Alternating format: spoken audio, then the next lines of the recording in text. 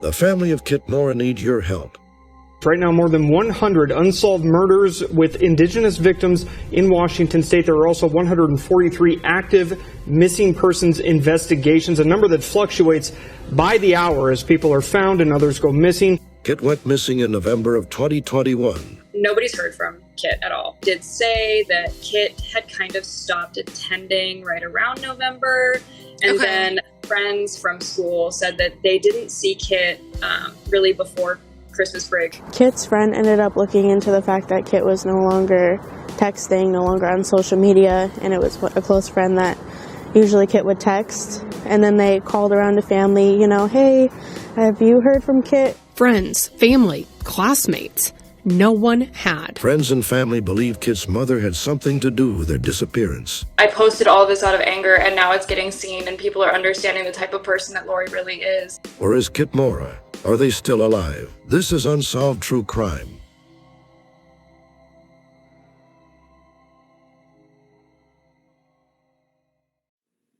Lorie Sue Nelson was born on the 13th of January, 1985. Growing up, Lorie had a hard life, but Lorie was also not easy to live with. What you're about to hear is testimony from Lorie Sue Nelson's mother. Deanna Nelson would shine a light on the life of her daughter. So, Barbara Hagedorn was her therapist. So, when I was with her father and her half-brothers, well, love is blind and everything, and here my sisters and everybody was trying to tell me, there's something, something's not right with Lorie, something's not, because her behavior, everything. And she was being molested this whole time. And she was told, not by her dad, it doesn't give her an excuse, because she was validated. We went to counseling for a year and a half until the counselor said, but the counselor, the child psychologist, she told me when she starts doing this and she starts dressing provocative, and she could either turn out to be molesters, or they'll turn into drugs and alcohol, prostitution, and all these other things. And when she was 13, when Lorie was 13 years old, my time, 12 years old, more uncontrollable than ever. Skipping school, running around doing this. And you know how they talk about the Becca bill? Well, I checked on her. I looked for her. I searched for her. She's a runaway. And she was running away, doing what she wanted. You couldn't tell her what to do. There was a time a police officer came to the house, and she was so awful, and I popped her right in the mouth. Not with a fist, I backhanded her, and she got a little cut on her lip, and I called the cops to come out here. And so the cops came, and she goes, look what she's trying to get me arrested. She is the most manipulative. She's the victim, no matter what. However, Lorie is an adult, and I was carrying guilt. I was feeling terrible. She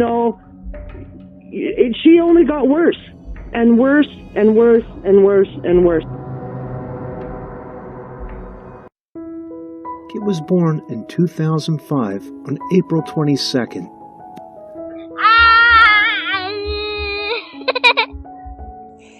She loved goats.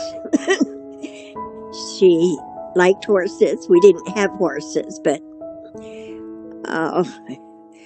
she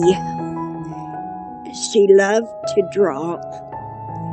Ever since she was little, she would draw pictures, and it didn't matter what it was. And I have several of her little, she called them doodles, the pictures that she drawed and stuff. My name is really fun, okay, everyone? Goodbye!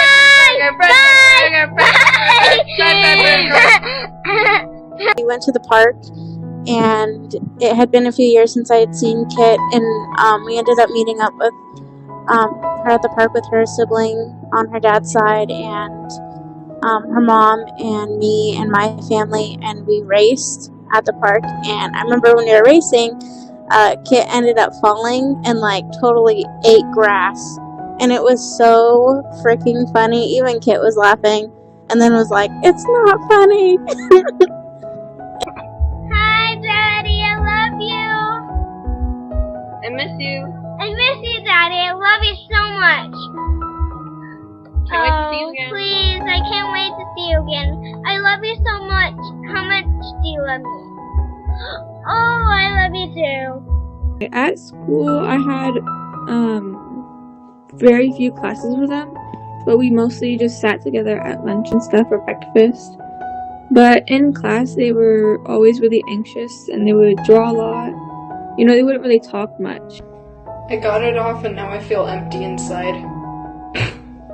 Like when Kit would laugh, like that's my favorite thing, to see Kit laugh. It's just a laugh that you can like never forget.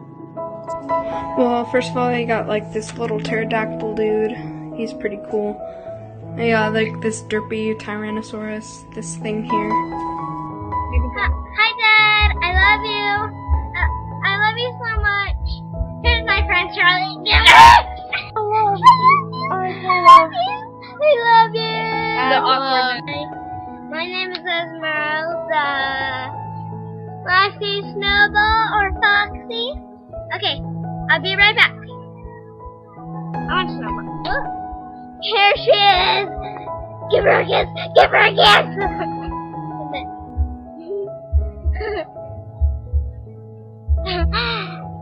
Angel, stop tickling. Stop tickling. Do you love me? I love you too, Snowball. Kit Mora to me is my little sister. She's the little girl who I watch grow up, both from, you know, a little kid to about 16 years old.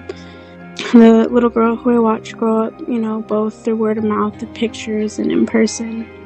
What you're about to hear is her family side of the story. Lorie Sue Nelson is suspected by Kit's family of causing Kit's disappearance. Kit, when Kit was little, and that's really when I was a part of her life, like every time Kit smiled, like it lit up the room all the time. Like her smile made you smile. And the way that Kit would laugh, it always like made you chuckle. Kit grew up in foster homes to a stable home and love. And then Lorie. Kit has a good heart and is loving, loves animals, loves our siblings. Is goofy and funny. Like, I guess I can't really narrow it down to like who Kit is, but like Kit is so many amazing things, it's hard to just put Kit in a category. Kit Mora's life would be full of tragedy, abuse, and neglect, all at the hand of Kit's mother. Lorie Sue Nelson would eventually have her children removed from the home.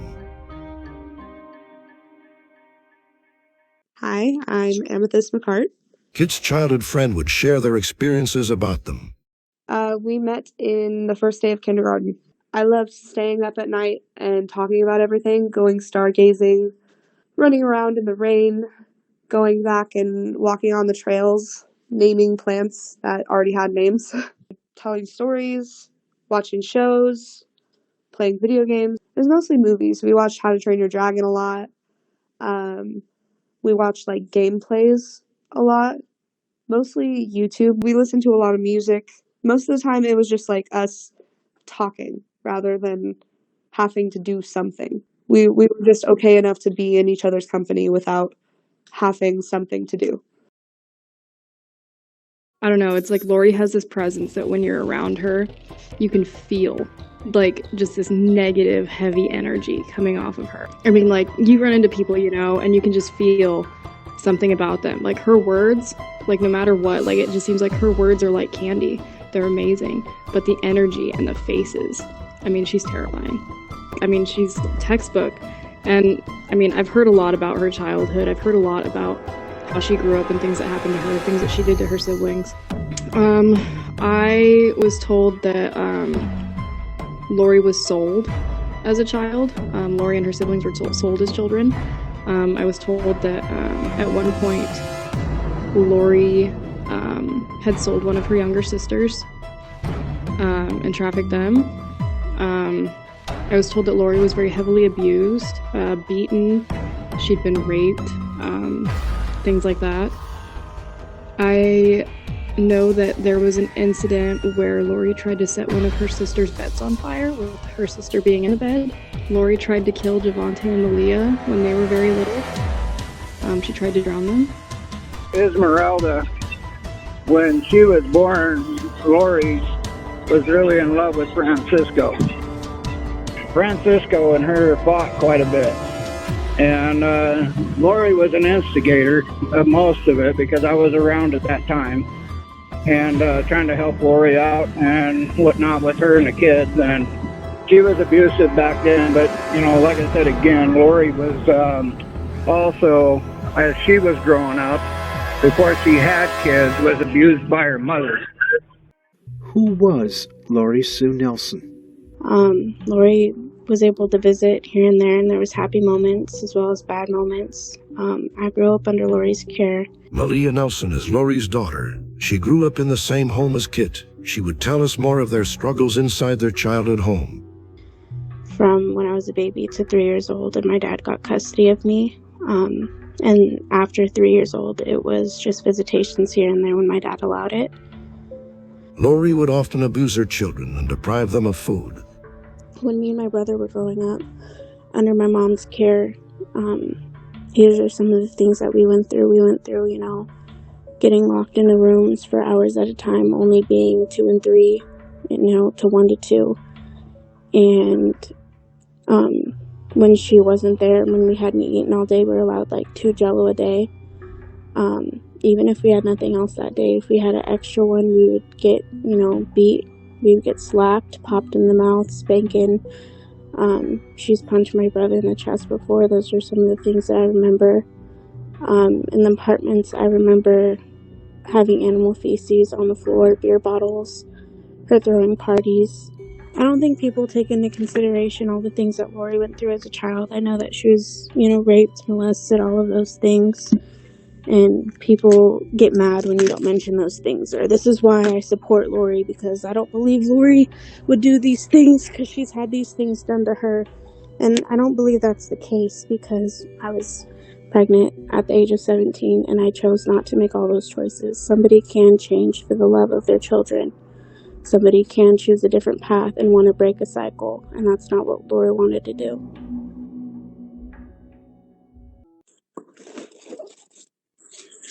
We interviewed Charlotte Groo, who's Kit's sister, on what she knows about Lorie. Okay, so I met Lorie when I was probably like, gosh, I think I was like 7. I might have been younger. But honestly, my first memory of her is just my nephew was babysitting me and his little sister. And I think we were jumping on him, and she pretended to be a police officer, like he called her. And she was saying that she was going to have us arrested and we were going to go to prison for the rest of our lives. And, you know, we were really young, so it was pretty scary. Lorie would eventually lose custody of her children. Later, I think I was like 10 when Kit was taken from her custody and placed with another family. And Kit was like 4. So I was 6 when I met Lorie, actually, then. When Kit and Javonte were taken from Lorie's care, they were placed in the same foster homes. They were struggling because the original family, before they had gone to this family, was like abusing them both. Like, Kit was only allowed to eat like mayonnaise and cheese sandwiches, which was like insane. Kit was very, very heavily underweight, severely underweight. And Javonte was taking beatings for Kit at that family before they had been moved to the family that I met. And they were basically just saying like they couldn't take both kids and they couldn't handle it anymore. So my parents took Kit, and Kit moved in with us when Kit was about 4. And then that started a massive custody battle with Lorie and my parents. No meat, nothing on it, just mayonnaise and cheese. Kit grew up in an abusive environment where Lorie was often violent. They would always talk about things that they saw their mom do to their dad. Like, I think the first thing that Kit ever told me that happened that they witnessed was Lorie hitting Francisco over the head with a chair. and they remembered like the blood, and they said that it was just really scary, and that they were really young when they saw it. They talked a lot about just like screaming and yelling and watching Lorie beat up their dad, and then the police would get called and Francisco would be the one that would get arrested for it. Charlotte would tell us more about growing up with Kit. Growing up with Kit was great, you know. Kit had a couple like weird habits, but I figure it was just because they were so like not taken care of, like they were neglected so much before they came to us. Like they would bite their toenails off because nobody ever clipped them, like nobody took care of them when it came to like hygienic purposes. They only wanted to eat, like I said, the mayonnaise and cheese sandwiches. They didn't really eat regular food very often. But that was their favorite thing to ask for. And as we got older, you know, we got, mayonnaise and cheese. No meat, nothing on it, just mayonnaise and cheese. And they would always talk about things that they saw their mom do to their dad. Like, I think the first thing that Kit ever told me that happened that they witnessed was Lorie hitting Francisco over the head with a chair. And they remembered like the blood, and they said that it was just really scary, and that they were really young when they saw it. They talked a lot about just like screaming and yelling and watching Lorie beat up their dad, and then the police would get called and Francisco would be the one that would get arrested for it. Everyone, it's Carmita. Welcome to Missing in the PNW. A podcast host would interview Charlotte and Malia. So Malia, you said, is her older sister, right? Is Kit's older sister? Okay. Yes. And so Malia, from what I read and what I heard, has also experienced the abuse for like most of her life. Malia would share her traumatic experience. So I have like this thing with water getting in my nose, and I remember Lorie ran us a bath, and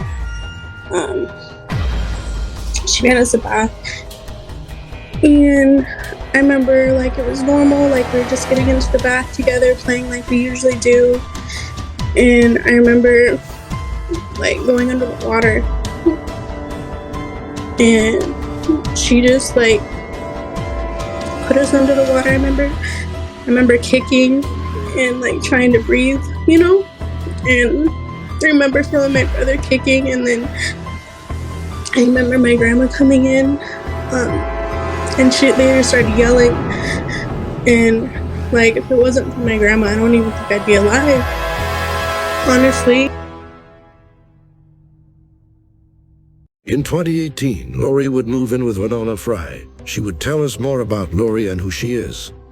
Well, supposedly she's family. That's what my mother-in-law says. She was just somebody I met because she got in a hold of some family, was like, hey, I need a place to live. We just met her, and she came to live with us for a little bit back in 2018. My name is Winona Fry. Like I said, she's a family member, I think from the Canadian side, because she's Canadian. I think it's how she would be related to us. Winona would tell us more about Lorie's stay at her property. Lorie Sue Nelson has a long history of child abuse. During Lorie's stay on Winona's property, she repeatedly abused her children. Well, it started off pretty good. She seemed like a good mom. She had her 2 twins and an older girl. I can't remember the older girl's name, but she had 3 children with her. She was living out in a trailer in my yard, would come in the house, you know, give them baths, get their dinner and stuff like that. First couple weeks were awesome. She did great with the kids, but then it started to be a lot of like yelling and screaming at the kids, which at first was kind of like whatever. But then the first incident we saw that we didn't like is with the older kid that she had. She gave all 3 of the kids a bath together, and the older kid was just playing with the younger kids, and one of the younger kids slipped. It was nobody's fault. The younger kid just slipped. And Lorie Sue came in yelling at the older kid, saying how much she hates her, and if she ever touches her younger sibling again, she will kill her. And I'm just like, are you kidding me? You just told a kid under the age of 8 that you're going to kill them because you think they hurt their sibling. And that was her first kind of, okay, things are getting a little bit weird. You know, I didn't know she was like this with the kids. And it was a lot of, she told the kids a lot of times that she hated them and she wished she would have never had them.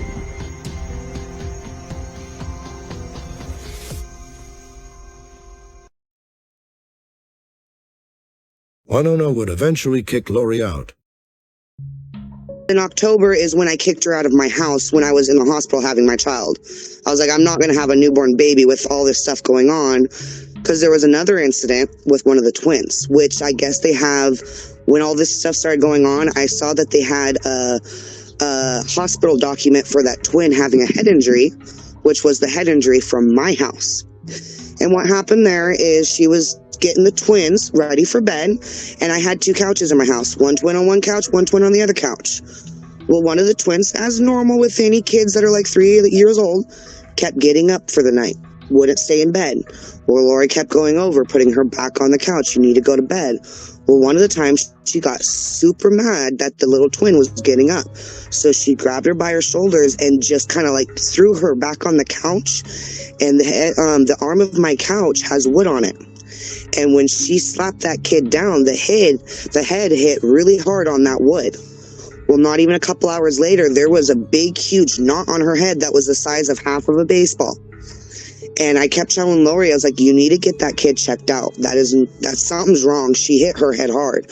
She kept saying, oh, she gets these kind of things all the time. All I have to do is squeeze it. She would sit there squeezing the injury, and stuff that was not pus was coming out of that injury. And I kept telling her, you need to go. And this was like a week before I went into labor. Once I went into labor, I messaged her. I'm like, I can't do this. I watched you abuse your kids way too much. So like, I need you to get out of my house before I bring my newborn home. Francisco and her finally split up because Francisco's parents, I think, are the ones that CPS when they got involved, and she was so mad at Francisco, and she was going to kill Francisco, wanted him killed, and blah blah blah, and then when Esmeralda got taken away, she told San Francisco that or Francisco straight up that she was going to get even with him one way or another.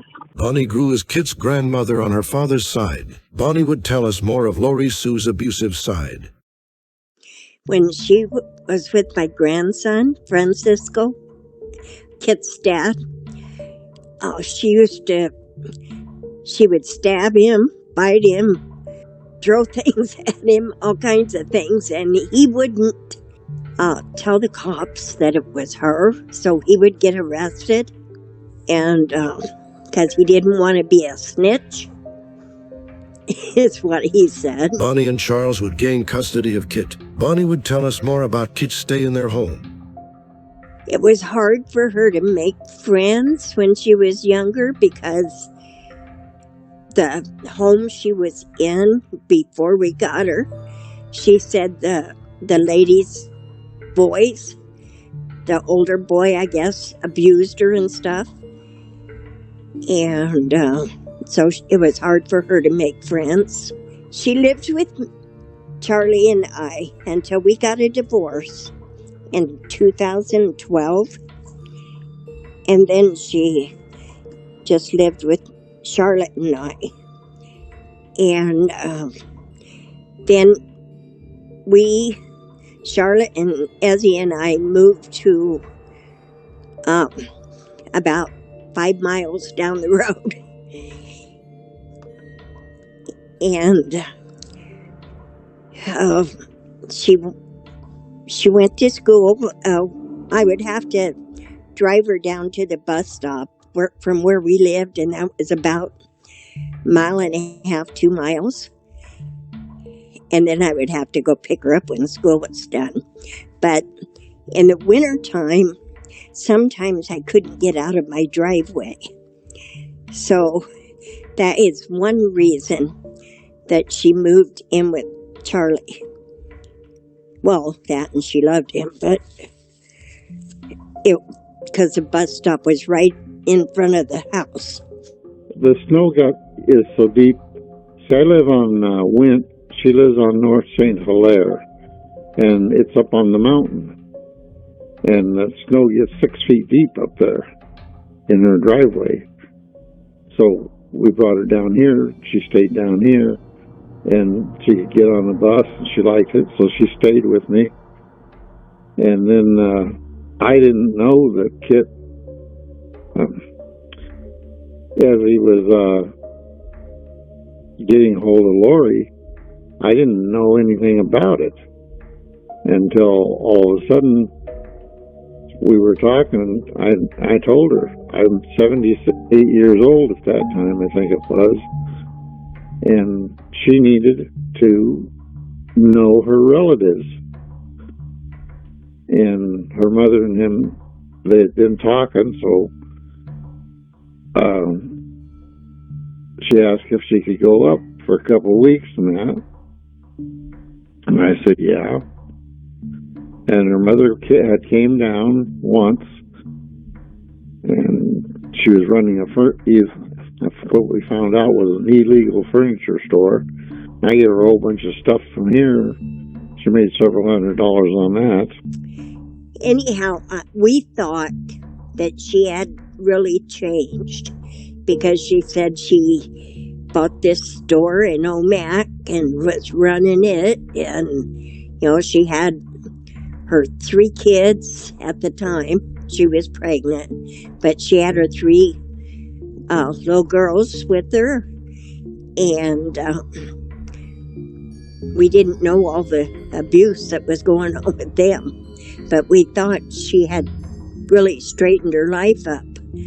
Otherwise, we wouldn't have never, ever allowed Ezzy to go there.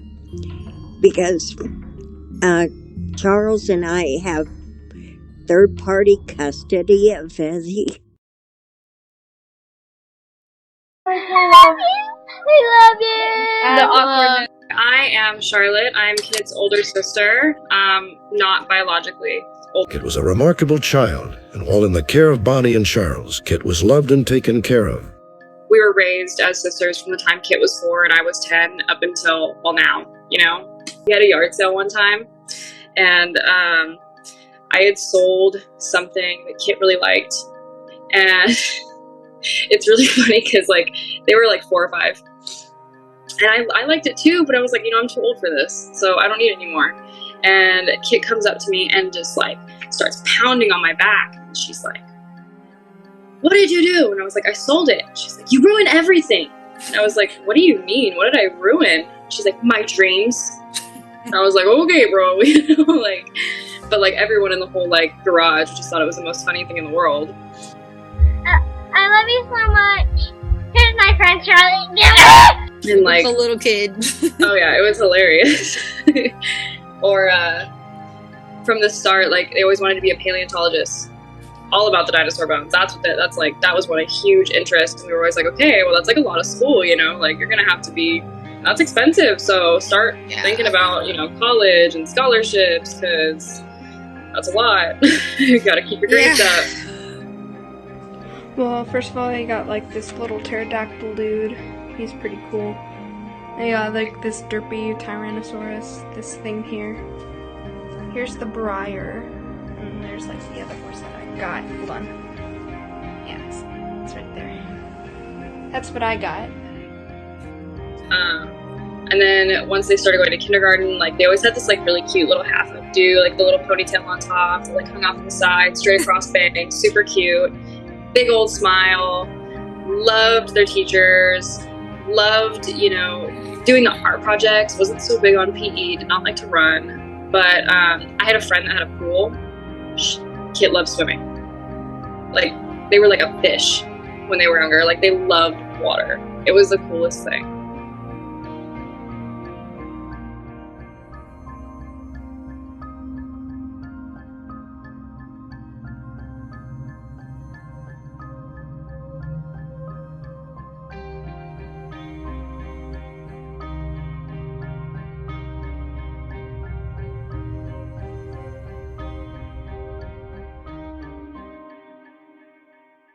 Kit identified as on-binary and in Native American culture, 2 spirits. What is two-spirit identity? Well, two-spirit can mean different things to different people. Specifically, someone who identifies as having masculine and feminine spirit. Or it might describe a person's sexual, gender, and spiritual identity. Two-Spirit is sacred and exclusively indigenous. While it's a relatively new term, it's an age-old concept for many indigenous peoples. Two-Spirit people weren't just accepted, but revered by their people. They held prominent spiritual and ceremonial roles. Their identity was honored as a spiritual gift. Ironically, Europeans saw this as further proof that indigenous peoples were dangerously uncivilized. So Two-Spirit people were oppressed, and related customs went underground. The family we interviewed claimed Kit wasn't accepted by their mother. No, I know for a fact Kit was not accepted. Kit went from wearing hats, jeans, and a t-shirt to bangs, dresses, and posed in front of Lorie's store that she had in Omak.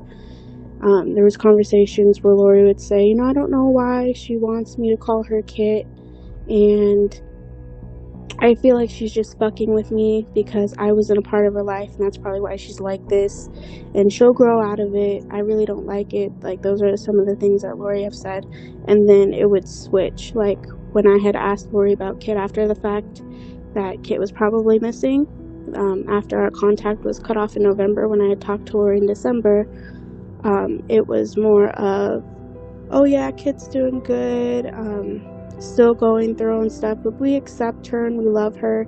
But I had never talked to Kit after all those things that Lorie had said before, and why did it all of a sudden change? Another one of Kit's family members would go on social media to talk about Kit and their disappearance. Kit was over here, they had always mentioned, like, they had never come out and said, oh, I'm non-binary, oh, I'm trans, they had never, said anything like that. Kit Mora's sister Charlotte would shed more light on Kit's identity. But you could kind of tell, there was a lot of questioning going on. Kit had dated a girl, she had never dated a guy, she had crushes on guys, but different things like that, and then one day they came out and were like, you know what, I'm asexual, and I was like, dude, I wish I was. I wish somebody had told me that was an option prior. Right, I'm old, so it wasn't back then, but I wish. To be more accepting of that. We were always trying to, do better and try to let them know that we accepted that. Encouraging them to find themselves correct. Exactly. And I had always told them, through everything, I was like, I love you. I hope that everything, you can figure yourself out, because I still don't know who the hell I am half the time. But Kit has severe depression and anxiety, and they have exhibited self-harming behaviors before. So it almost makes you wonder, with all of that pressure from Lorie, if Lorie maybe didn't do something, did Kit do something? And then, knowing that they were transgender, I know that there were some text messages and some reports where Lorie was quoted saying, I would beat the gay out of my child, and that she was forcing them to wear dresses and to dress girly, even though that was not what they wanted to be doing. I mean, I think that, that's maybe, I'm not saying that's why they didn't report them missing, but there obviously would have been other things leading up to the going missing. Right. Well, if you read the social media posts from Kit, from Twitter, because I think that's all that we have is Twitter. And what we're kind of going off of for timeline wise, because they haven't had a Facebook in a very long time, since before that. Which, whatever, Facebook kind of sucks anyway. Let's all be honest. Sorry, guys. So, it's me on TikTok. Yeah, they had posted, and everything basically outlines transphobia from Lorie. From teaching, the smaller children, oh, you can't call Kit your brother because they have boobs. Well, I'm sorry to tell you, but you can. And a lot of man boobs out there, man. Social media messages from Kit painted Lorie as a transphobic parent. Lorie did not accept Kit's identity. In one message, Kit identifies as a male.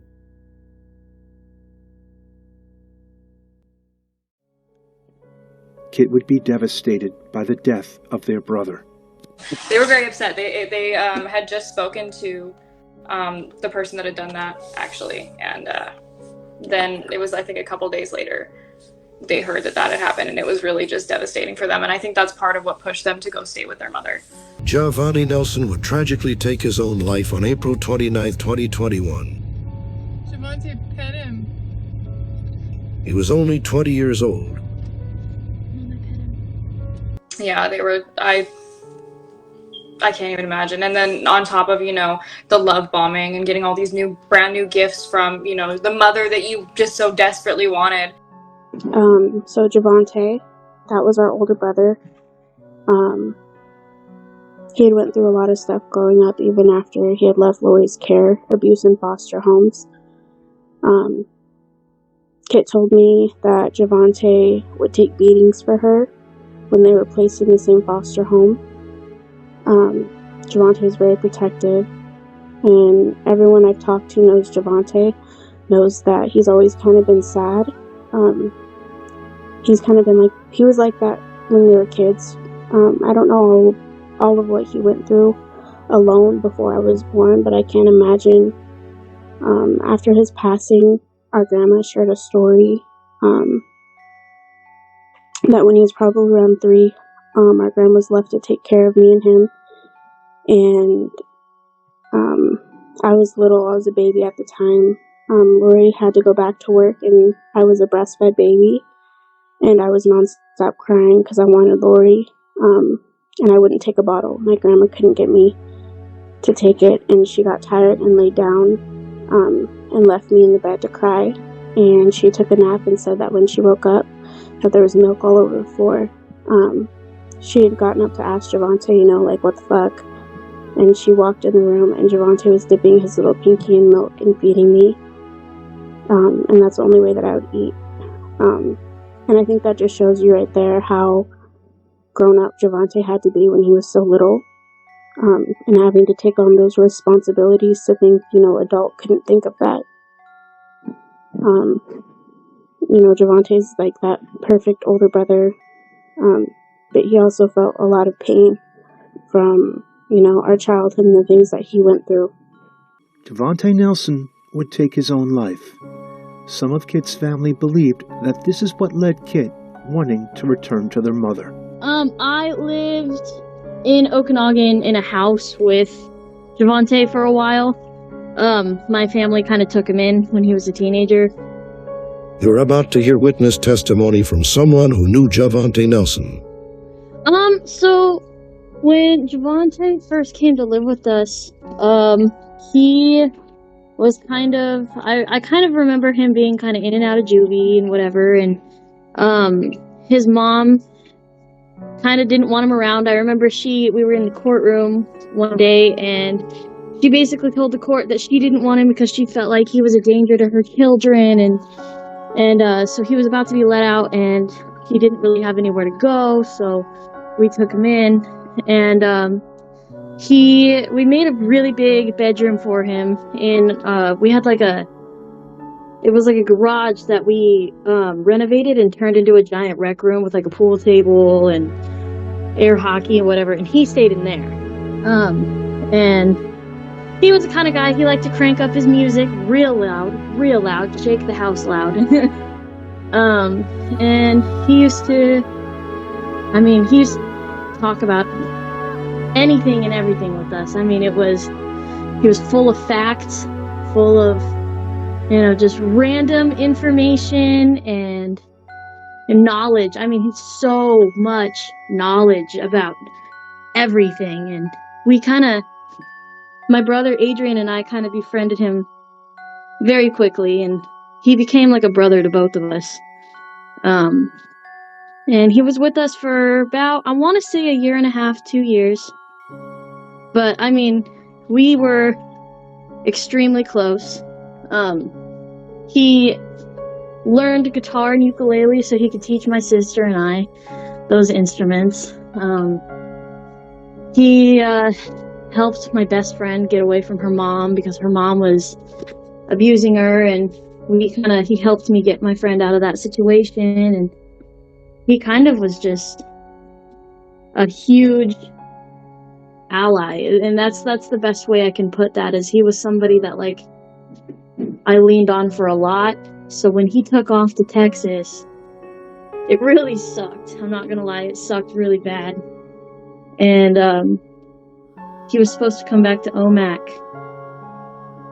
and never did. But I was in Okanagan at the time when he lived with us. Javonte had serious issues growing up, even when he was a little baby. And that's because of Lorie's, she was drinking and doing drugs back when she was pregnant with Javonte and Esmeralda. And Javonte, like I said, the state brought him to me because he would run away from foster care homes and just had nothing but he was having a real hard time. And he stayed with me for about 2 to 3 years, and then he started going off the deep end also because I wouldn't let him have any contact with Lorie. And then all of a sudden, I don't know how it happened, but he was using his friend's phone to call Lorie up. And then all of a sudden, he disappeared. Or, he ran away and tried to find him and found out that he was with Lorie. Sadly, Javonte Nelson would take his own life on April 29th of 2021. The same year that Kit Mora would go missing.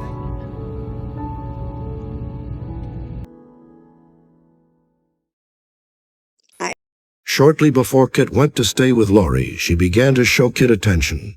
Lorie had been sending them money and giving them gifts, and they came down to visit with Lorie's then boyfriend, Kenneth, and had met and let Kit meet their younger siblings, and Lorie was pregnant with her son. There was like one time, I think in 2000, I want to say 2019, 2020, I'm not sure exactly, where Lorie had tried to contact my mom and ask if she could talk to Kit. And my mom was like, if Kit wants to, if they want to talk to you, they can talk to you. They have Facebook. In 2020, like really late 2020, Kit went ahead and accepted the friend request and was messaging back and forth. And that's kind of when the gift giving and the money giving started. I really thought that Lorie had changed.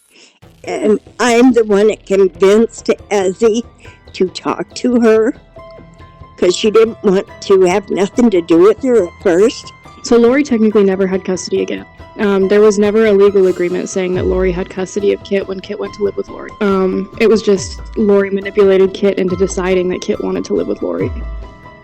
And we were like, well, you're 16 years old if that's what you want to do, because Lorie had us all convinced that Lorie was doing really good too. Owning a store and being sober and absolutely devoutly religious. She seemed like she had changed some, and the kids were just really polite and everything, and the boyfriend seemed pretty good. And then they asked if she could come up and stay, and I asked Kit, and she wanted to go, but the first week she was there, she called and wanted to come home. I said, okay. And Lorie says, well, we'll meet you in Wenatchee. Well, then an hour later, I got a phone call. Well, we got it all straightened out. Kit's going to stay here. She wants to stay here. So I said, all right, if you've got it all figured out. And I talked to Ezzy a couple of times. She wanted to stay there and go to school because she was going to be the art teacher's assistant. And when we first went up there, she had some money here, and Lorie wanted me to send it up to him. So I went ahead and sent it up to him. I made it up to $300. Cost me $328 for the first one. A week later, she called me and wanted another $300. Said they didn't have any food in the house and stuff like that. So I went ahead and sent another $328, which she was supposed to pay back the next week. This is my thought. She transformed her back, trying to make her a girl and doing all this and doing all that. Well, Lorie apparently got into heroin. And she was doing heroin. She was doing heroin and through extended family in Omak. And I had happened to go up there, and Jimmy came and picked me up and brought me up to the house. And I go, who's that? And he goes, oh, that's your daughter. I go, Lorie Sue, and he goes, yeah. And I go, what is she doing? He goes, oh, she didn't have her kids. And then she tried to make good with me, like she's not doing anything. She's going to church, and she'd play this, and she's a good actress. And she was doing all these things, but, she was still using. Kit a few times would just say that Lorie wasn't really in their life. I felt like Kit didn't really know their mom that well or trust their mom, just because Kit mostly lived with their grandparents most of their life, Kayla Shelton was a classmate and friend of Kit in high school. This was shortly before Kit went missing. One time, I had one of my friends that Kit didn't know anything about, and I was trying to introduce them to Kit, and I was like, Kit, this is, like, you know, my other friend, and they were just, like, the kind of anxious person that they couldn't say anything, like, when I said that, like, they just got really silent, you know, because I just wanted to say that because I feel like that kind of just shows how anxious they were. At school, I had, very few classes with them, but we mostly just sat together at lunch and stuff or breakfast. But in class, they were always really anxious and they would draw a lot. You know, they wouldn't really talk much. And they didn't have very many friends, you know, other than a few people like me or Amy. So they kind of just always like stuck with the same people. With all the kids who have been taken, you know, away in the reports and the shows, like that there was neglect way back from when, you know, Lorie was a teenager. And I understand, you know, I feel like a lot of people fail to recognize the fact that she didn't have that great of a mom either. And, you know, a lot of people bring that into perspective, like, you know, Lorie had a hard life and everything, but I had a hard life too, and you have to be strong enough to break that. You have to want to break that. You have to want to do better by your kids. You have to want to look at their faces and see, as a parent, I can understand now because I am a parent. I could never do the things that my mother did to me and my brother and our siblings to my own son. Looking at that, it's like, how, you know, how could you? How could you look at these babies and feel the need to hurt them the way that she does? Yeah. And like, there was just so many times we were hungry, and even the Jello thing, like, if we had one more, you know, like, we got beat up, like, we got fucked up for that. And it's not right. Like, you know, as a kid, you think, oh, like, dang, I should have listened. I shouldn't have did that. That's my fault. That's on me. As a kid, you're like, yeah, I was being bad. But no, it was my parent who was being bad, and they didn't protect me and feed me, and they had no regards for me at the end of the day. And I know that in some part of Lorie, I'm sure she loves her kids, but she loves herself more. She's always putting men above, you know, me. Yeah. And I can tell from my own experience, she's had me try to, like, call multiple guys when I was growing up, my dad and stuff, and try to bring me around guys and, like, front like she was, like, the perfect mom. And then when I had a visitation with her after my brother had passed away, it was the first time we've seen each other in a long time. She tried to get her boyfriend at the time, Kenneth, to, like, have me call him dad and take pictures with him. And I was like, no, there's no way. Like, that's weird. Yeah. Like, we said that at the same time. Yeah, that's weird. Hey. Malia would visit with Lorie Sue just before Kit went to stay with Lorie in Omak. She tried to, like, force me to basically stay there. I told her not to get an extra bed inside the room because I was going home. I didn't feel comfortable staying there. That was the first time I got to meet my littler siblings that I never got to see in person, but only over video calls here and there whenever she would allow it. And I was like, I remember she made me feel so bad. Well, I just bought this room and came all the way down here for you and this and that. I thought it was supposed to be bonding over my brother and trying to make that reconnection again, because Javonte, before he passed away, he was like, you know, forgive mom. You know, he had a better heart than I could ever have. Honestly, it's sad what she had gone through. You know, she tried to, you know, she told me that she was raped and this and that, and she was sold. Like, her mom didn't care and sold her. Yeah, that's crazy.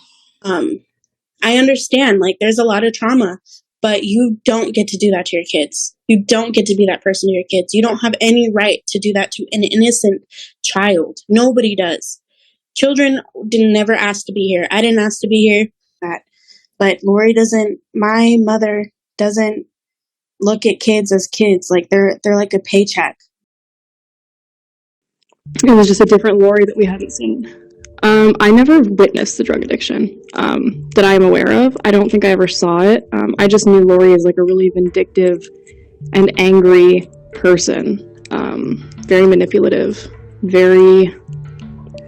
I remember, like, during the CPS case, like, when my parents were battling for custody of Kit, like, Lorie was always trying to manipulate them into not allowing my parents to get Kit, because Lorie wanted Kit. In the state of Washington, like, you get a lot of benefits as a single mother.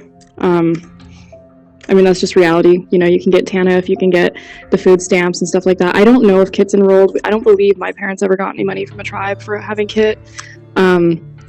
So that wasn't really a concern. I mean, my parents got some money from, like, adopting Kit, but that was always put away into, like, a separate account for Kit when Kit graduated. So I met Kit twice. Javonte talked about his siblings a little bit, but I met Kit when I was babysitting Lorie Sue's twins, Karma and Victory, and she wanted me to come to her thrift store, the Storehouse Mercantile in Omak. Kit was there, and I have a transgender brother, and Lorie Sue came to me, and she was telling me, oh, hey, and she introduced Kit to me as her son, and she said, this is my son now, and she kept slipping up and saying daughter, and then she'd go, oh, no, never mind, no, that's not what I meant. And so she was trying to get me to talk to my brother about, you know, I guess, what's the best way to put it? Like transgender, like no, not gender reassignment, but like transgender, like she wanted me to talk to my brother about like the mindset and how to stay positive and how to like accept yourself and whatever, and how to, you know, navigate family who might not like be into that, you know, because Lorie through the whole time was acting super supportive, and then, you know, she'd make jokes where she'd be like, oh, but you know, you're always gonna be my daughter. Just kidding, you know. And it was just kind of a weird situation there. And the next time I saw Kit, there was no mention of Kit being her son. It was my daughter. And I don't know, have you ever seen like Little House on the Prairie? Like, she made her dress in these big 1800 style dresses, like huge puffy dresses that Kit, you could tell like they were very uncomfortable with it. Yeah, humiliating. Yeah, and you know, I never really said anything because Lorie Sue has always scared me. Like, I knew her as a child. She was somebody that was close to my family, kind of. My parents tried to help her more so than they did hang out with her. And she kind of got into the Bible a lot when we knew her, so she'd calm down for a couple years at a time, and then she'd go back to being crazy. And around the time Kit came to live with her was when she was off her Jesus kick, I think. So she'd go on a Jesus kick for about a year, and then she would become very, just problematic. There were times where, like, when I babysat her twins, you know, she would accuse me of stuff, you know, and she used to kind of freak out for no reason, and just did a lot of very irrational things. But when it comes to Kit, I cannot say that I knew Kit personally. I knew Kit, like, as an acquaintance, because I met them a couple of times.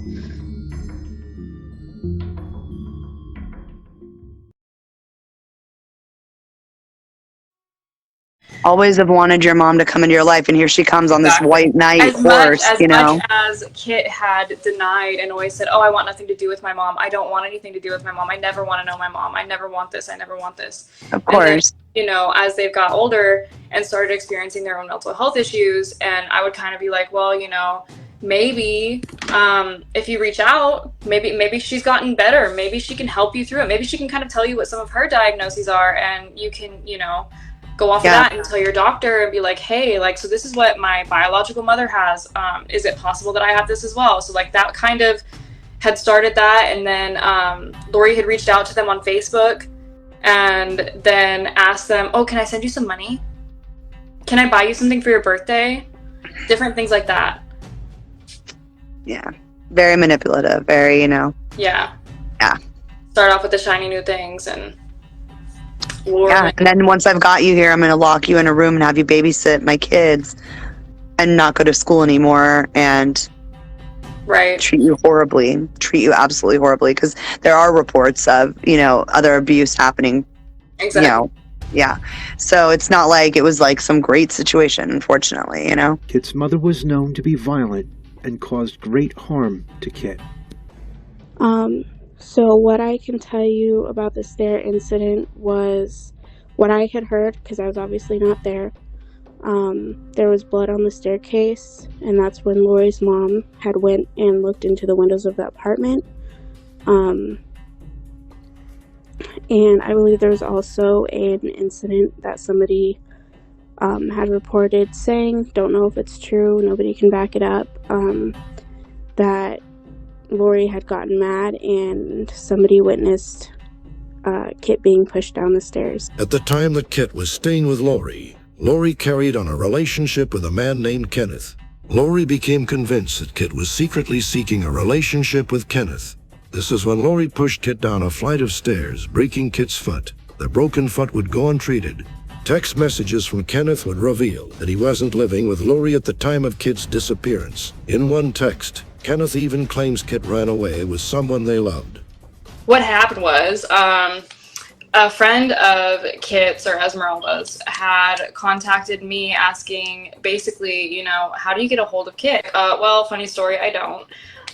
Right. We don't talk anymore. We haven't been close in a really long time. I just, and they were like, oh, okay, well, do you know where they were living? And I was like, last I heard they were in Omak with their mother. And I gave that friend, and I won't say the name because they're a minor as well, but I gave that friend the information that I had of like Lorie's name. We didn't have an address at the time because my dad didn't remember. So I was like, this is all I know. And they took it and ran with it. They went to Omak with their grandma and went to go find Kit, and they ended up going to the police department, and the police department reached out to Lorie, and Lorie was like, oh yeah, no, Kit ran away in April and with a boyfriend or girlfriend. Me and our family believe Kit went missing in November of 21. And Lorie later reported Kit missing, only because cops had came asking about Kit in April of 2022. And that's when Kit was labeled a runaway, because Lorie had shared a story about how Kit left to Oregon with a girlfriend to going back to Yakima, where Kit was from, and a whole bunch of other stories.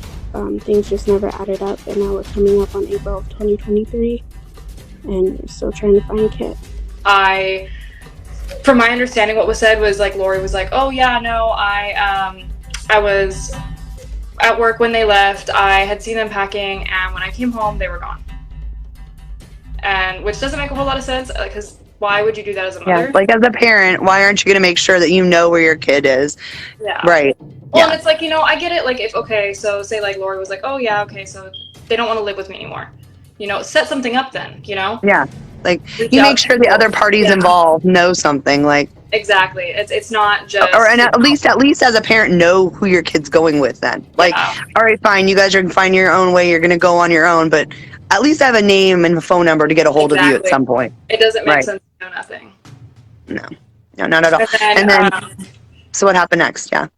And then after that, I kind of like posted like the little screenshot on the page, but basically the friend had come to me and told me what they found out, and I was like, okay, that's weird. That doesn't sound like them. Why would they run away? Like, I've known them since they were 4 years old. Like, why? That doesn't sound like them at all. They wouldn't leave little kids alone. That was kind of like my first red flag, was like, okay, I know that they watched their younger siblings. Why would they leave the kids alone? Yeah. That's not like them. That's not what they would do, because, they used to help my dad with my small children. So I knew that, like, that's not. This doesn't equal up. Yeah, it doesn't make sense.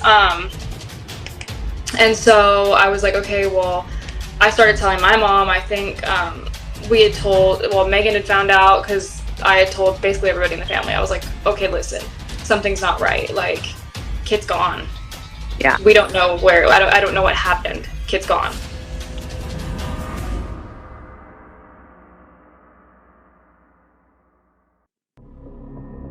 So before I went looking for them, I had spent like a couple months worrying about them, but we had a past of dating, and sometimes they were like, I don't know, I thought maybe that they were upset with me because I broke up a while ago.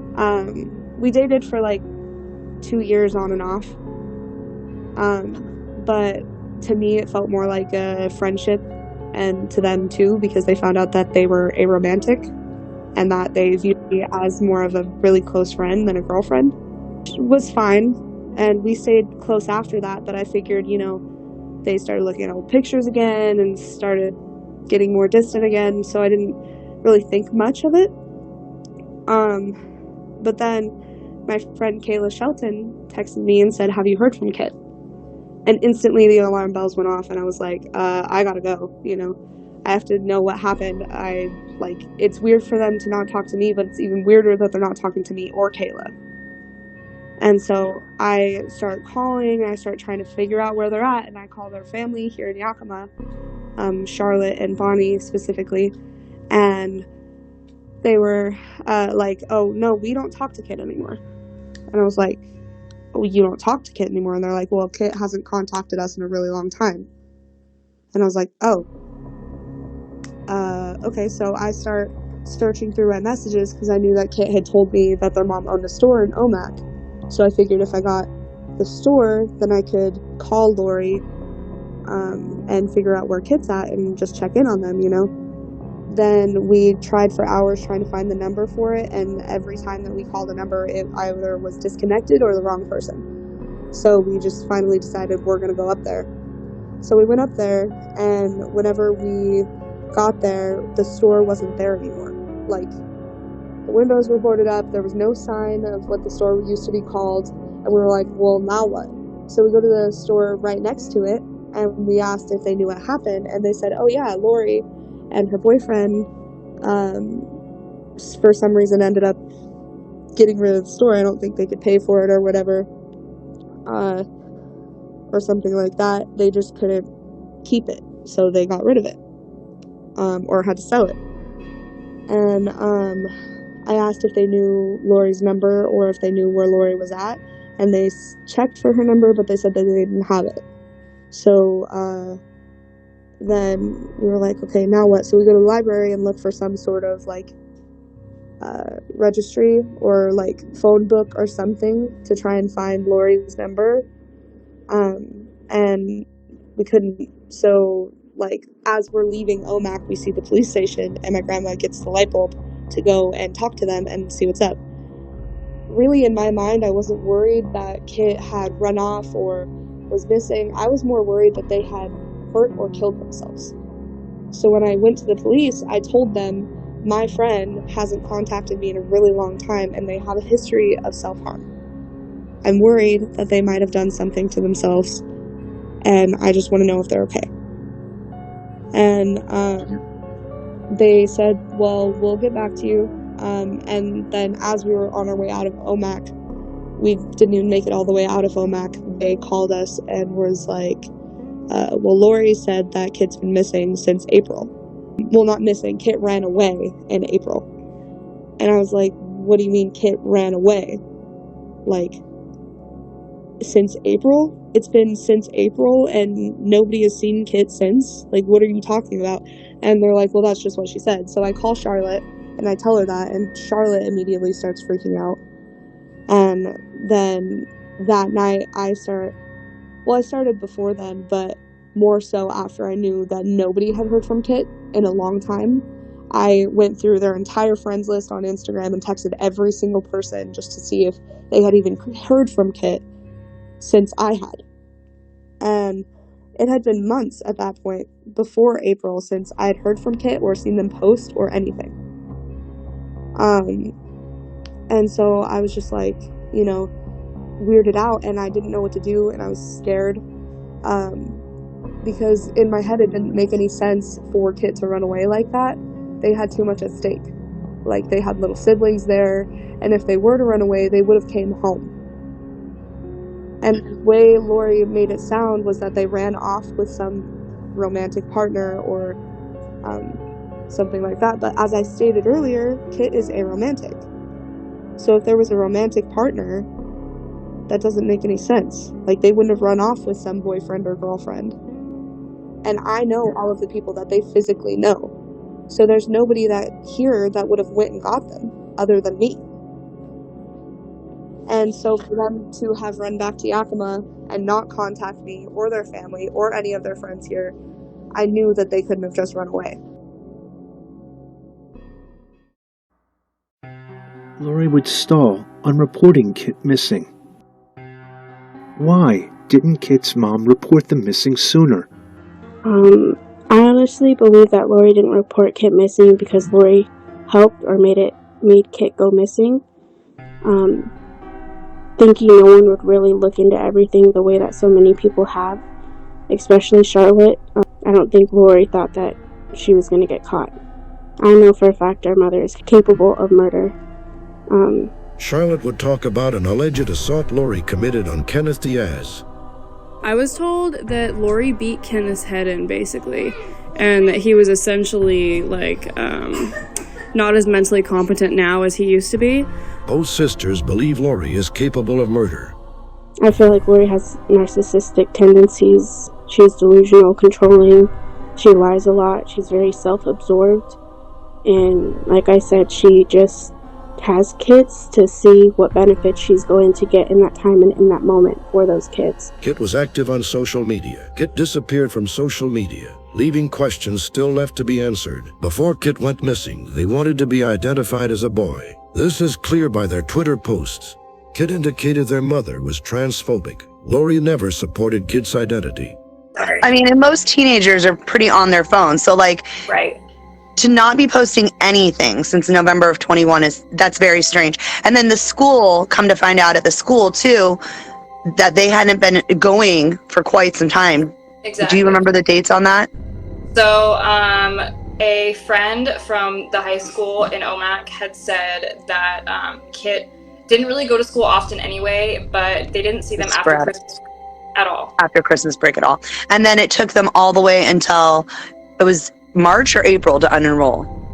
No, it was January 11th that the school wow, okay, so earlier. They unenroll because they're not showing up. Wow.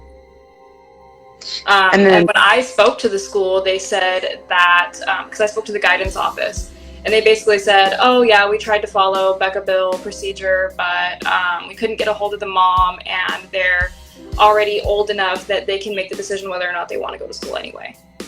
So. But even though no parent, no legal guardian, nobody had signed them out. Exactly. They just let them stop going to school. It was okay. Yeah. So that's like another part of the system there kind of failing at the same time, which is kind of sad. Yeah. And then you go into, their mom having said that they ran away in April. Right. And that, I don't know. So that alone to me is weird because that is Kit's birth month. Right. They were born April 22nd. So it's like, that's an easy month to remember. It's almost too convenient. Exactly. And then Kit being missing, you lead into the CPS case that has been opened, and Kit not even being mentioned in it. They didn't mention to anyone that the child had run away. Right. So you're going through the CPS case, you're having your other children removed, and you don't even think to mention at that time that, hey, by the way, we're over here and I'm missing another child too. Came so much out of anger. I was so pissed off. Obviously, if you look down my personal Facebook, the posts that I've made in regard to Lorie and the whole situation. But, I think a lot of it still stands strong because, I'm pissed off, and it's like, I'm so angry about the whole situation. I don't understand it and it doesn't make sense to me.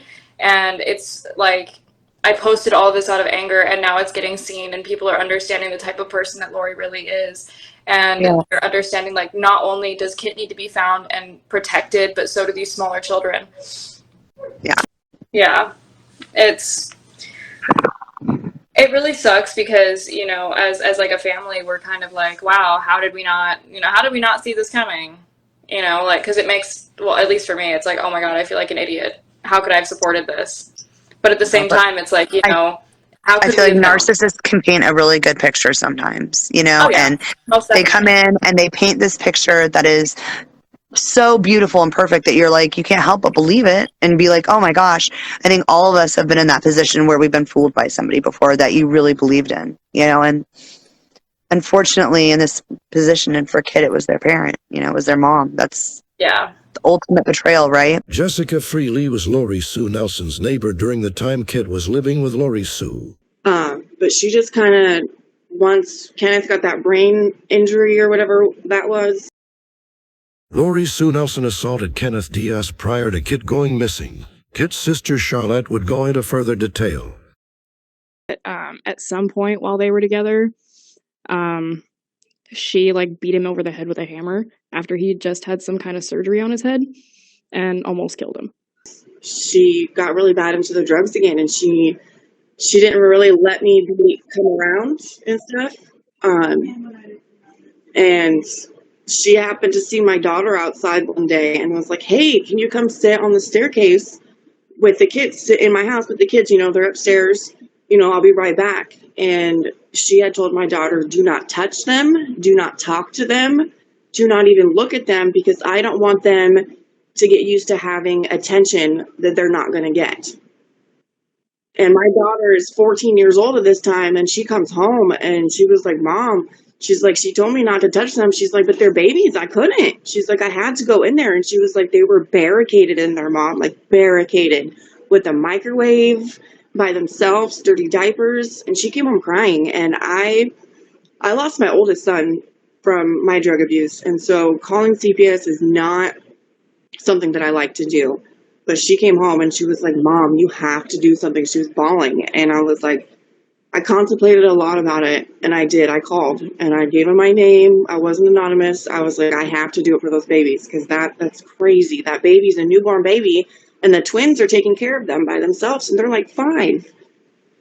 And I didn't know the excess amount of it until the news report came out about them being removed.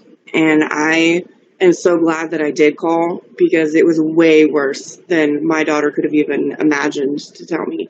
And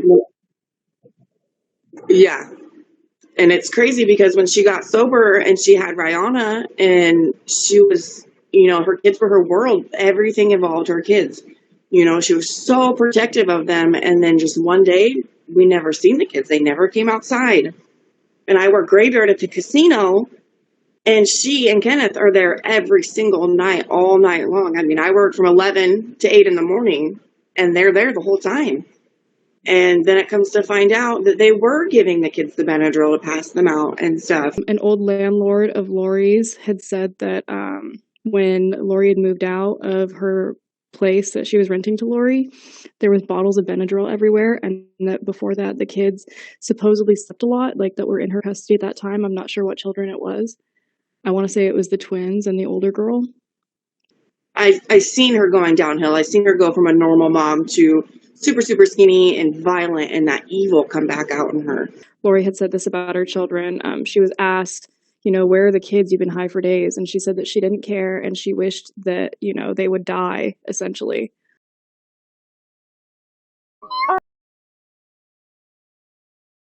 Kit went missing April this year. Right. Then they said Kit went missing September. Then apparently Lorie said something, and then everybody else is saying no, Kit actually been missing since November 2021, because that's the last time anybody seen or heard from them. We, on most of our posters, are going to be putting April, because that's what the police are going off of for the most part, because that's when Lorie claims that Kit ran away, is April of 2022. There's 2 reasons why we don't believe April. Number 1, Kit's birthday is in April, so it's an easy date to remember. Number 2, that's also when her son committed suicide. Okay. Easy dates to remember. So November 2021 is when Kit's social media presence completely ended. That is when none of Kit's online friends, none of Kit's friends from Yakima, none of Kit's friends from OMAC, essentially, nobody's heard from Kit at all. Did say that Kit had kind of stopped attending right around November, and then friends from school said that they didn't see Kit really before Christmas break or after. They didn't give me an exact November, but that general area of time. And then when Kit actually went to live with Lorie was in, I think it was June. It must have been June. I think it was June 29th is when they went 2021? to go. Yeah. Your phone, social media, if you have a friend group, like that's everything. One of Kit's friends contacted me and was like, hey, do you know how to get a hold of them? Like, I haven't heard from them in a really long time. And I was like, I haven't either. I kind of just think they don't want anything to do with me. Which, whatever, it happens. Yeah. And that's kind of how I was feeling. I was like, it sucks, but they don't talk to me.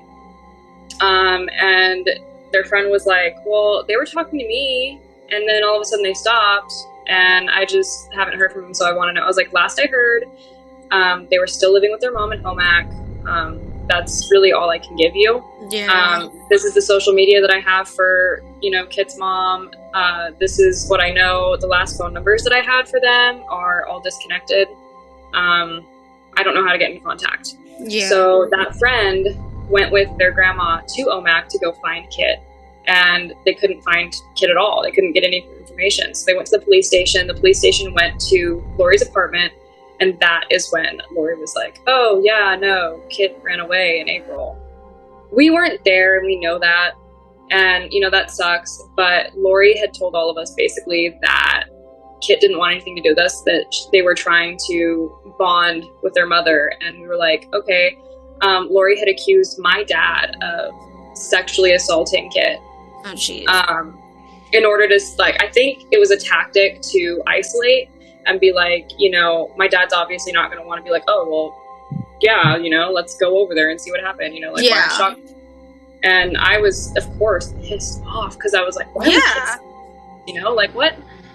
But looking back on it, now I understand why it was said and why that happened. But at the time, I was just so angry. I was like, you know what? If you don't want anything to do with me, that's fine. But don't come for my dad. Yeah. I started getting just this weird feeling. I was in treatment, and I was talking to my treatment counselor constantly. I was like, something's not right. I feel like something's not right. I'm looking at everything that's been posted by Lorie, and something feels like grooming. This feels like grooming. I don't know what it is, but something feels like grooming. My treatment counselor was like, call the police, have them do a wellness check. Yeah. So I had them do a wellness check, and they didn't tell us exactly who they spoke to. They didn't give us names of who they spoke to. They just said, we saw the girl with the black hair holding the baby, and she said that she was fine. What the hell? We're like, okay, well, did you speak directly to Kit? But we told them Esmeralda because that's the lead name. And we're like, so did you speak directly to them, or did you talk to Lorie? Who did you talk to? And they're like, the girl with the black hair holding the baby. Or that's really cool. That's really helpful. So while they did do a wellness check, we don't even know if they spoke to Kit. And in pretty much every state. I know they have one in Oregon, because that's where I grew up. Probably in every state they have a law against, with kids going to school and truancy and all that. But in Washington specifically, have you heard of Becca's Bill? Yes. And I actually asked the school when I had called them, I was like, well, did you follow Becca Bill protocol? Right. And they were like, yeah, we tried to get a hold of everybody. And I was like, did you send officers to the apartment? And they were like, well, no, because we couldn't get a hold of anybody. And I was like, but you have an address. I was like, what do you mean? What do you mean you couldn't get a hold of anybody? And at that point, I was like, whatever. I just want to know, does Kit's counselor know anything? Can I speak to Kit's counselor? Because this is a missing child. And they're like, well, actually, she's on a medical leave right now. She won't be back until, I think they said November. And I was like, that's really cool. I don't care. Have her call me. Yeah. And of course, I never received a call. So somebody had sent us over a couple pictures of the case report and findings, essentially. Okay. And what was outlined in it was, so the police had went there because they were told to do a wellness check, I assume. Okay. When they went into the home, what they found was kids that were completely matted with filth, dirt caked on them, soiled diapers. They were basically blockaded upstairs. They could not come down. There was wires and stuff from the outlets and stuff where the kids could have gotten to it. Keep in mind that there's a 1-year-old there. You can't do that. Yeah. There was a dresser pushed up against a window, so any of those kids could have climbed up on it and fallen out the window. And that's not even the worst of it, because then they found adult bite marks on some of them. in various stages of healing. They found burns in various stages of healing on these kids, all under 5. And they took them away. They took them to the hospital. They got treated. I don't know where they were placed or anything. I don't know how long they were taken, but they are now back home with Lorie. I don't understand why that didn't bring criminal charges to Lorie, because I know that's not legal. You know, it's I don't understand how you don't get actual charges brought against you in jail time. And then the fact that we mentioned to the caseworker that Kit was missing, and all she basically said was, she's not on the case, we don't care. This is Unsolved True Crime. Josh Fink's name came up quite a bit in our research. I honestly don't think that he had anything to do with it. Like, I know Josh personally, but it just depends. Like, if he was really down and out and needed some drugs and she had it, I'm sure he would jump if she said to jump, because that's how he was with her. Jessica is a current resident of the apartments where Lorie Sue and Kit lived. This is where Kit lived before they went missing. Kenneth, Lorie Sue's boyfriend, the youngest father's dad, or the youngest child's father, that he was cleaning up blood on the floor, and she was screaming and hitting him, saying that she had ran away. And like he came straight from their house to our house and told us that. And I was like, well, that's weird, you know. I'm also close friends with their neighbor in 29, and he came over in like late April, and they constantly fight, Lorie Sue and Kenneth, you know, knock down, drag out fights, you know, bad, that the whole neighborhood could hear. But he came over and he was like, it sounds like somebody's being murdered over there, like blood-curdling screams, you know. He was like, this is different. He's like, it sounds, you know, way different than any normal fight that she has, you know. And I was like, well, that's weird. And then, you know, later, everything came out about Lorie Sue's, about Kit being gone, and I was like, oh my God, I wonder if that's what was going on, you know? Charlotte would share witness testimony from Lorie Sue's neighbors. They told me that they heard Kit and Lorie fighting, and Lorie was calling Kit like all these different names, calling her a whore and all these things. And then they heard Kit yell back, and they heard something tumble down the stairs, and they never heard Kit over in that apartment or saw Kit leave the apartment again. Apparently Josh Fink was frequently at the apartment at that point in time and was helping Lorie fairly often. Lorie Sue Nelson's ex-boyfriend Leroy would also talk to us about Josh Fink, as well as his experience with Lorie Sue Nelson. I know Lorie Sue as a person, you know, I had a couple kids with her. And I know she's done some crazy shit, and she's told me about shit she's done. You know, she told me about her beating her ex-old man over the head with a club or bat or something, you know, and then taking him out somewhere and saying that he got jumped, told him that he got jumped, you know. So I don't know if that was a true story that she told me. You know, I just took it as I knew how she was. You know, she's come at me with knives, throwing things at me, tried to hit me with baseball bats, shot me in the nose with a pellet gun one time, still got the BB in my face. And so these stories came out, and they told me that Josh helped Lorie Sue get rid of the bodies.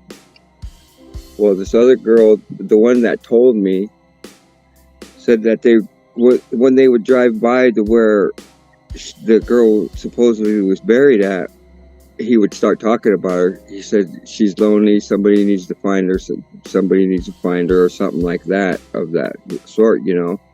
And he was saying this to the people that were in the car every time they drive by. And that's in between the Spelem and Omak, Washington. And I guess, well, since then I tried to find out what was going on. The girl that stayed with Lorie Sue that summertime told me that Lorie Sue was acting crazy, that she kept the babies upstairs, locked upstairs, that she never let nobody go upstairs or go into this one particular room. She said that when Lorie Sue left one day, she walked upstairs and went into the bedroom, and one of the closets was taped off and sealed off completely, but it stunk like nothing she have ever smelled before.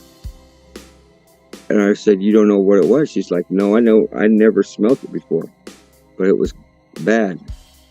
Well, I guess like a couple days after that is when they had gotten that whatever was in that closet out because the closet was open after that. And after that, like a few days after that, is when Lorie Sue came up missing, and that's when she relocated to Indiana. Josh Fink was one of the last people to see Kit before they disappeared.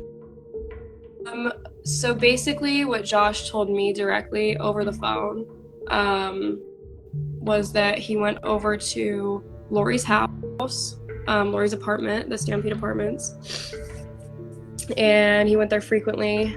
They were very close. They've been friends for like 12 years, he told me. And he said that he went and he took a shower upstairs, didn't know that there was kids there, supposedly. Doesn't make sense if you've known someone for 12 years, but not my business. And he said that when he came out of the bathroom from taking that shower, Kit was kind of standing by the door with 2 black eyes, marks around their neck, holding the youngest, the baby. And then I had asked him about another incident that was disclosed to us through messages about some guy seeing somebody with Lorie cleaning up what appeared to be blood on the floor, and Lorie screaming about whatever, saying that they're not dead, they're missing. Lorie was using she, I'm going to use they, saying that Kit had run away, and that person was Josh that saw that, and he did admit that to me. He admitted a lot to me, actually, especially over the phone. I have a little bit in messages that I have turned over to the detective.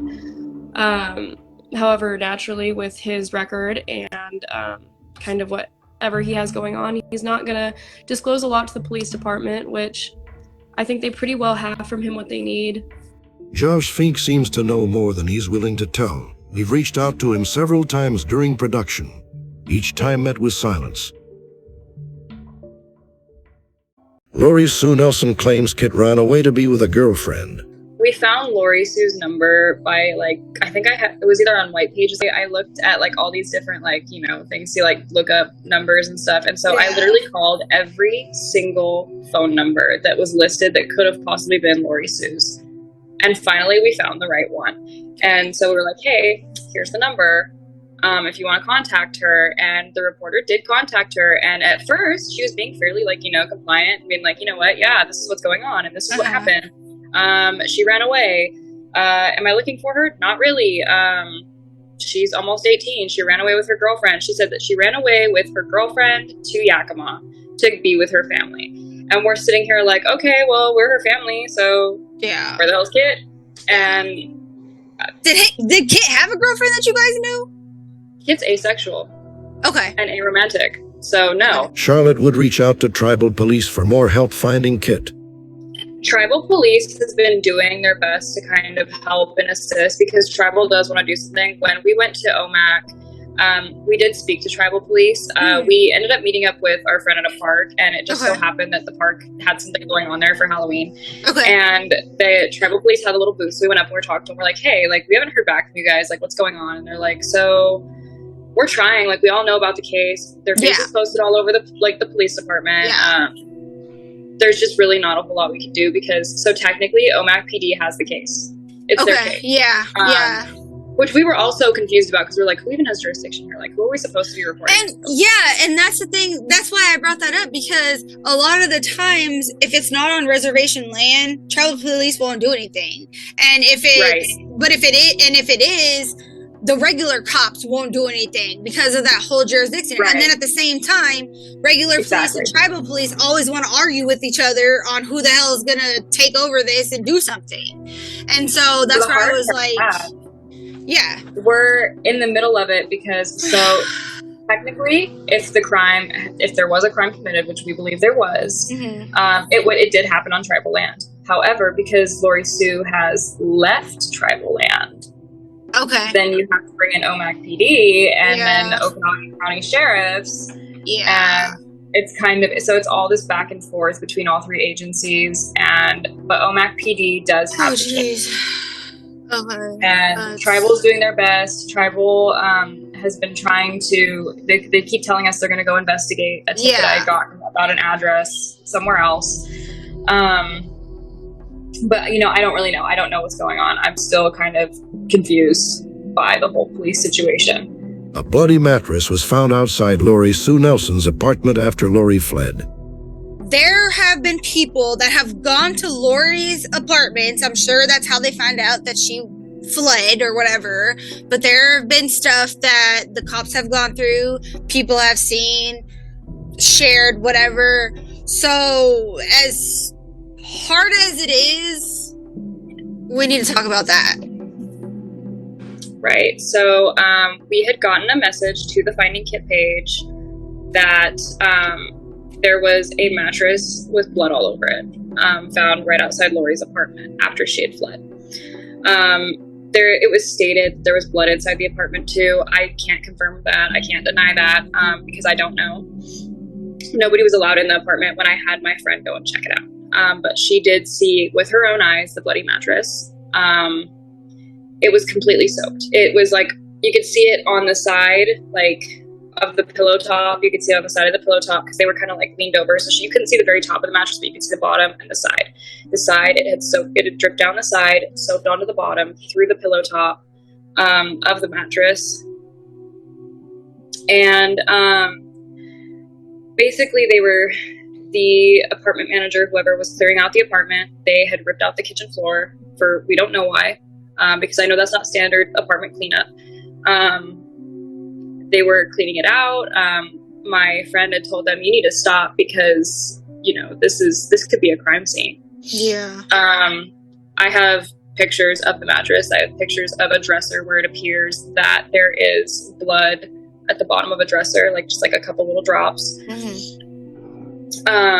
But we did get confirmation the day of the vigil from the OMAC police chief that they did have the mattress. So they have the mattress. They've sent off samples to find out whose blood, what kind of blood, is it even human? And he did say, though, that the top, like the actual top of the mattress, was so clean it was suspicious, especially with what was on the side. Charlotte and others would gather for a vigil to remember Kit and spread the word about their disappearance. The reason that I wanted to hold a vigil was because I was like, okay, how do you get the community together? How do you get people to come together and think of a serious situation? How do you get people to come through and like remember? How do you get people to, how do you draw attention when nobody's listening? You know, granted, don't get me wrong, the OMAC community, amazing. They're listening, they care, they want to be there. And I love that. I'm so appreciative for that.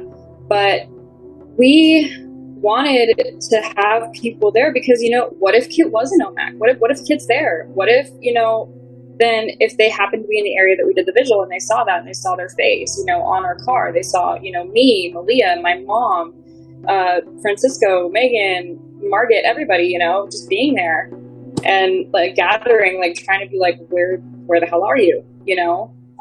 We updated people that showed up. We updated them on what we knew and what was going on. We had some snacks and stuff. So it wasn't like necessarily like I use Vigil very like loosely. It was just, you know, like a get together to kind of like keep people updated and remember and love and just show that like, you know, Kit has an army behind them. Well, the chief of police, Chief OMAC Police, ended up being there, and we walked over to him. We were kind of asking him like, hey, like what's going on? Do you recognize like this case? Like, is this something that you've seen? And he literally looked at us, and I swear I've never felt such disrespect in my life, because he's like, I don't appreciate you hijacking this event. And we're like, whoa, wait, hey, we came here and like we didn't know this was going on. We're, you know, and thank God for Megan, because I had to walk away. I could not stand there and just listen to that. Like, Megan was so good. She's like, whoa, no, you're a public servant. Like, this is your job. I have a missing child and I want to know what's being done. And that's when he finally like kind of took a step back and calmed down and was like, well, this is what we're doing, you know, trying to act all nice. But it was like the initial disrespect. It was like, really, I get it. But we weren't like around the children that were playing and stuff. We were out of the way. We weren't causing a scene. We were just asking questions. Witnesses claim that police brought in K9 units to investigate Lorie's apartment. So they came here and there was like a bunch, like the whole side street was blocked off with a bunch of cops, and they had the dogs, and they took them first to the house, and then because Lorie Sue had put a bunch of the stuff that she left behind outside for people to take and stuff, and so some of the neighbors had taken things that she had left out, and so the dogs came to like to each apartment area that had all her extra stuff, and they smelled it and rolled out carpets and stuff. But as far as them two alerting on anything, they didn't. But there was such an excessive amount of bleach done in the house that they said that it obviously looks like something was trying to be cleaned up because there was so much bleach used. I talked to another friend, and they told me that he lives right next door to Lorie Sue, and he said, "Man, there's some crazy stuff going on over here. You know, there's got maintenance men over here at 11 o'clock at night, close to midnight, doing work on her house, tearing out a carpet and painting the walls." I'm like, "What?" And just all kinds of different stuff. And I said, did Lorie just pack up and leave? Did she give you notice? And she said, yeah, she told me she was leaving. And she says, who are you? And I said, I'm Esmeralda's grandmother, Kit's grandmother. She didn't know her as Kit. Lorie always referred to her as Esmeralda to the landlord. So she said, you're who are you? And I go, I'm Lorie Sue's mother. And she looked at me and she goes, oh, well, no, she gave me notice, and I said, she goes, but she did go, like she went, but she told me she was leaving. I just happened to look beside me, and there was the mattresses right beside this. You come out the sliding door there in Omak at those East Side apartments there by the Stampede grounds, and the mattresses were laying right in between that little shed and the side of the house, right beside on the other side of the sliding doors there where the wall is. And they were sitting there, and I looked, and I could see something red, And then I looked at it, and I said, I'm going to go take pictures of these mattresses. And I said, did you see any blood? Did you see anything? I said, do you know you could be destroying evidence? $10,000 reward was made for Kit's whereabouts. We are now offering a $10,000 reward, and I do want to kind of touch on that a little bit because it's really sad that it had to come to this. We know that there are people out there that have information that could lead to finding. Kit didn't just disappear out of nowhere. This wasn't just, Kit woke up one morning and decided, you know what, I don't want to be here. And that's just not what happened, and I know that's not what happened. And you're right, we do have a lot of coverage when it comes to searches on Google. The reality is that in some way, shape, or form, someone hurt Kit, and I know that. I know that with every ounce of my being. Whether Kit is alive and out there, or Kit is no longer with us, I don't know, and I can't say for sure. I like to hold out hope that Kit is out there, alive and breathing, however that may be. We kind of touched on the search that had happened a couple weeks ago, the day after Kit's birthday on April 23rd. Yes, they did go up to the property that was kind of the most rumored for Kit's body to be. They did take the dogs up there, and there weren't any alerts. No body was found, which is amazing news, but it's also, in a way kind of hard for us to hear because we were so sure. It's great being able to have that hope still because no body was found, but it's really painful not knowing. I remember the conversation, one of the last conversations I had with Kit before this happened was how they were so tired of being there. They were exhausted. They were doing school, work, and watching kids all the time. And there was no downtime. There was no quiet. And when they weren't working the store, they were watching the kids. And when they weren't doing those two things, they were at school. So it was just nonstop. And they just kept saying that they wanted to come home. And we offered so many times to go get them, but they were like, well, who will watch my mom's kids then if I'm, gone? Which is another reason why I don't think they ran away, because if they felt that way about coming home, then why would they leave their siblings in that situation without no notice? They were very kind and they cared about literally everybody else aside from themselves. They were probably the most selfless person I've ever met in my entire life. I just want everybody to know that they didn't deserve whatever happened. They deserve so much more than any of us do. So in the beginning of everything, we kind of found a mattress that appeared to have blood on it, and police picked it up, and they held it for, God, I don't even know how long. I know that they've tested it, and they've given us a result, but we can't really disclose that right now, because they said that it's still an ongoing investigation. Did Lorie have anything to do with Kit going missing? Could she have killed Kit? If you have any information on Kit Mora, you're asked to call Omak County Police Department or reach out to the Finding Kit Facebook page. Links will be in the comments section below. Please help us find Kit Mora. This story is far from over, and we will be continuing the series until Kit Mora is found and has justice.